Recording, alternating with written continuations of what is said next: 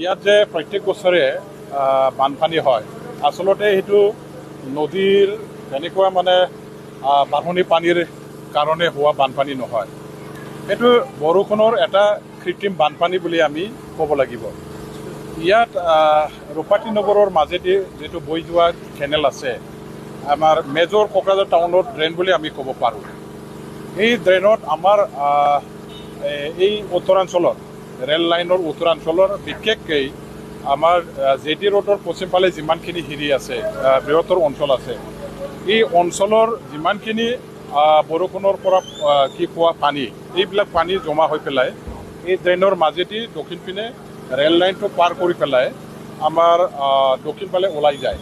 কিন্তু দুখৰ বিষয়টো হ'ল যে ৰেল লাইনটো যেতিয়া বনাইছিলে তেতিয়া সেই সময়ত আমাৰ কোকৰাঝাৰত ইমান তেনেকুৱা জনসংখ্যাও নাছিলে, ইমান তেনেকুৱা আমাৰ মানুহবিলাকে আহি পেলাই টাউনত ঘৰ বাৰী এইবিলাক ফিল আপ হোৱাটো নাছিলে, জনসংখ্যা খুব কম আছিলে।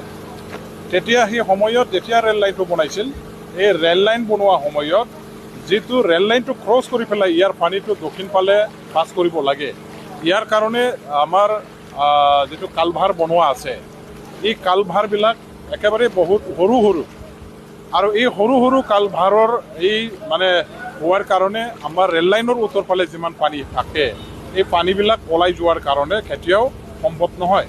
এইটো পানীটো টানিব নোৱাৰে, সৰু সৰু কালভাৰ দি পানীটো ওলাই যাব নোৱাৰে। এতিয়া আমাৰ এই মেইন প্ৰব্লেমটো হৈছে ৰেল লাইনৰ সৰুকৈ বনাই দিয়া একেবাৰে এই ব্ৰিটিছ যুগৰ যিটো কালভাৰ, সেইটো যদি ডাঙৰ কৰি যদি দিয়া নহয়, ইয়াৰ পানীটো প্ৰত্যেক বছৰে এই কৃত্ৰিম বানপানী হৈয়ে থাকিব।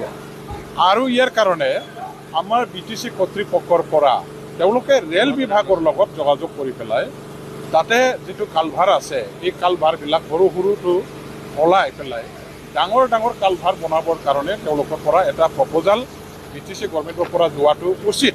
তেতিয়াহে কি হ'ব, আমাৰ ইয়াত কৃত্ৰিম বানপানী হোৱাটো সহজে পানীবিলাক ওলাই যাবলৈ মানে সক্ষম হ'ব বা সুবিধা হ'ব। এইটো হ'ল এক নম্বৰ। আৰু দ্বিতীয় কথাটো হ'ল যে ৰূপাতী নগৰৰ নিচেই কাষতে থকা আমাৰ যিটো হেৰি আছে, দক্ষিণ ফালে যিটো আছে ৰেল লাইনৰ লগত যিটো লাগি থকা যিবিলাক আমাৰ সুভাষপল্লী অঞ্চল আছে, এই অঞ্চলতো কেনেলটো খুব সৰুকৈ আছে। আমাৰ ইয়াত যিমান ডাঙৰ আছে তেনেকুৱা সমান এই কেনেলটো যদি তাতো থাকিলে হয়, পানীটো সোনকালে টানি লৈ যাবৰ কাৰণে ভালটো হ'লহেঁতেন। কিন্তু এই অঞ্চলত একেবাৰে সৰুকৈ কেনেলটো হোৱাৰ কাৰণে পানীটো ওলাই যাবৰ কাৰণে বহুত কঠিন হয়, যাৰ কাৰণে পানীটো ইয়াত জমা হয়। আৰু প্ৰত্যেক বছৰে এই সমস্যাটো ইয়াত হৈ আছে, ইয়াৰ কাৰণে আৰু হৈয়ে থাকিব যেতিয়ালৈকে গভৰ্ণমেণ্টে এই দুটা কামটো নকৰে। এক নম্বৰ, ৰেল লাইনৰ সৰু কালভাৰটো ভাঙি পেলাই ডাঙৰকৈ কালভাৰ বনাব লাগে। আৰু দ্বিতীয় কথাটো হ'ল যে কেনেল ৰেল লাইনৰ উত্তৰ ফালে আৰু ৰেল লাইনৰ দক্ষিণ ফালে যিটো হেৰি আছে, আমাৰ IGP বাংলাৰ পৰা আৰম্ভ কৰি পেলাই কোঅপাৰেটিভ ছ'চাইটি মানে গেছত যিটো আছে, সেইটো অঞ্চলত যিটো কেনেল সৰুকৈ আছে, সেই কেনেলেদি যিটো পানী ওলাই যাব লগা হয়, এইটো আমাৰ ডাঙৰ কৰিবৰ কাৰণে, বহল কৰিবৰ কাৰণে BTC গভৰ্ণমেণ্টৰ ফালৰ পৰা যেতিয়ালৈকে কাম নকৰে, তেতিয়ালৈকে এই অঞ্চলত উত্তৰাঞ্চলত এই বানপানীটো সদায় হৈয়ে থাকিব।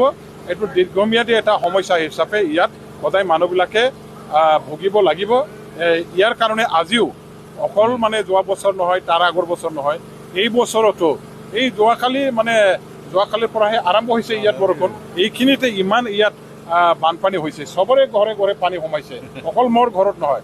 ৰূপাতী নগৰৰ যিমানখিনি হেৰি আছে, আমাৰ যিবিলাকে আগত আহি পেলাই ইয়াৰ ঘৰত বান্ধি লোৱা, এই মানুহবিলাকৰ ঘৰে ঘৰে এতিয়া পানী আছে, আঁতলৈকে পানী আছে। গতিকে এতিয়া খুব আমি নৰক যন্ত্ৰণা ইয়াত প্ৰত্যেক বছৰে ভুগিব লগা হৈছে। এতিয়া গভৰ্ণমেণ্টবিলাকে সাহস কৰিব লাগিব, BTC গভৰ্ণমেণ্টে প্ৰথম সাহস কৰিব লাগিব যে কেনেলটো ৰেল লাইনৰ উত্তৰ ফালে যিমান আছে, দক্ষিণ ফালেও যিমান আছে, সেইটো বহল কৰিব লাগে। ইয়াৰ কাৰণে পলিটিকেল এটা উইল থাকিব লাগিব, তেওঁলোকে সাহস কৰিব লাগিব।